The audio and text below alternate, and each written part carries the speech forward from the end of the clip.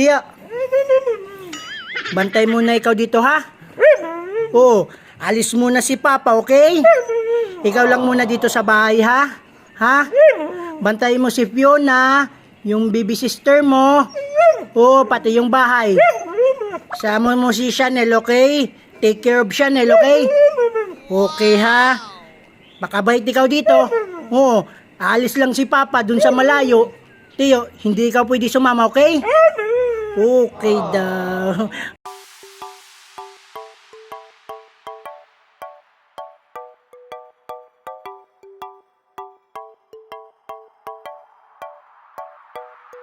Hello mga katiyo, pagsanghan na po tayo, pagsanghan Laguna. Excited na ako makita yung mga for babies, yung pagbibigyan natin ng dog supplies. And welcome to Cavite. Woohoo!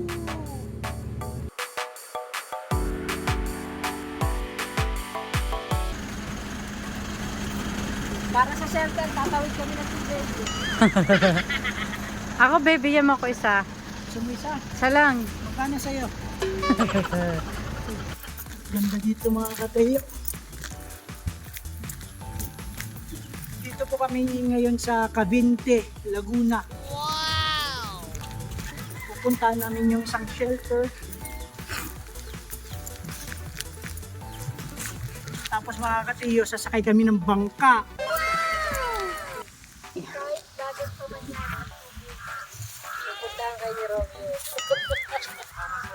Oh no! Wala no? Yun. Ha? Wala mong sticker. Magpapaano pa lang ako ng sticker. Picture na lang, picture. Picture tayo. Uy, kuwawa naman. Ang daming dala. Kaya tulungan ka na. Gat niya.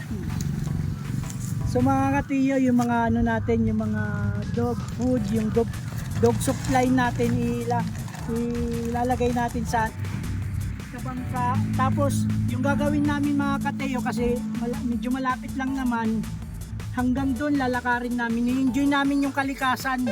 A few moments later.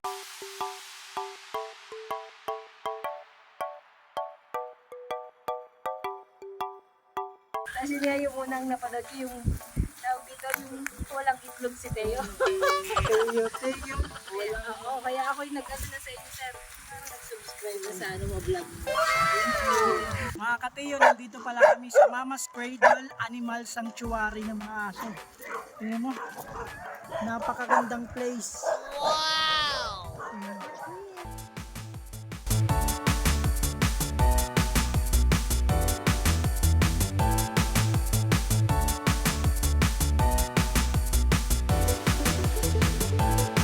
Ilan ba yung mga aso dito? Totally, hindi po namin alam kung ilang exactly na bilang nila. Pero nasa siguro almost mga 180 plus more.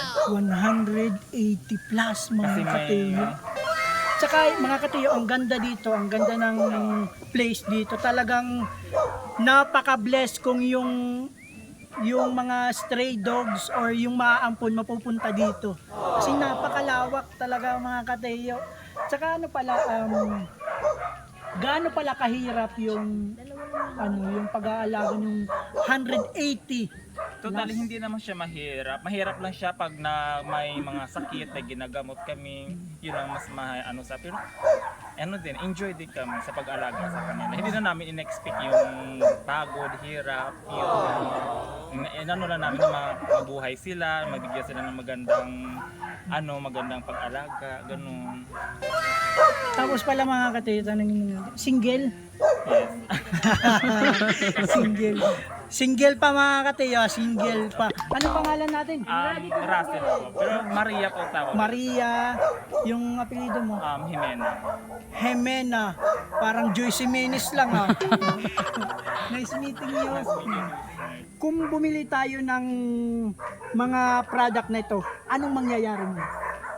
So kapag bumili kayo ng product na to, maganda yung epekto nito sa mga alagang aso natin, especially yung Chepchu products, puppy, adult, then cat food natin, then plus yung mga shampoo items natin kagaya ng pampered pooch, play pets items, plus yung mga doctor pooch na vitamins para sa mga alaga nating tayo mga farm mommy, far daddy, yan para sa mga alaga nating hayop. Plus once na nag-avail kayo ng mga produkto na to, para na rin kayong tumulong sa mga stray animals natin.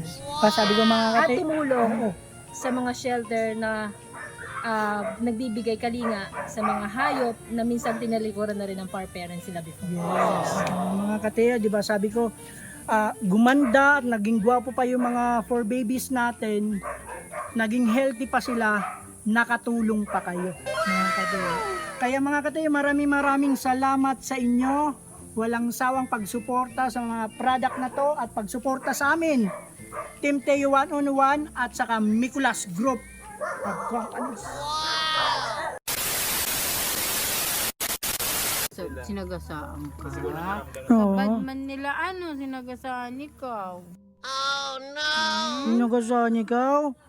Ha? Wawa man ito sinasagasaan. Tsaka yung kalahating niya dito, tanggal talaga yan. Dito na yan siya kumaling.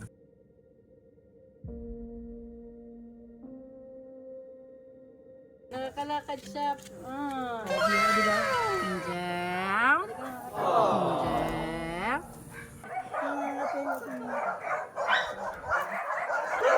Sa mga kateo, yung dito nilalagay yung mga ginagamot ng mga aso na may mga sakit.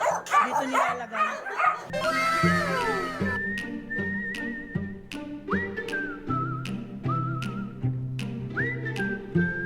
At dito naman mga kateo, yung may mga pilay ng mga aso, hinihiwalay nila. Oh.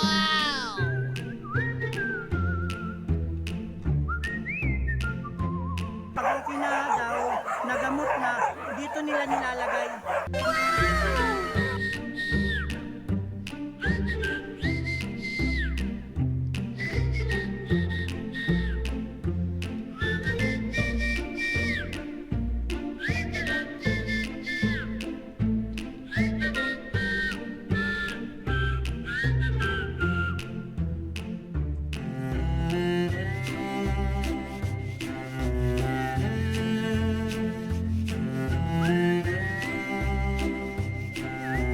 Yung mga kateo, bye-bye, sasakay na kami ng bangka.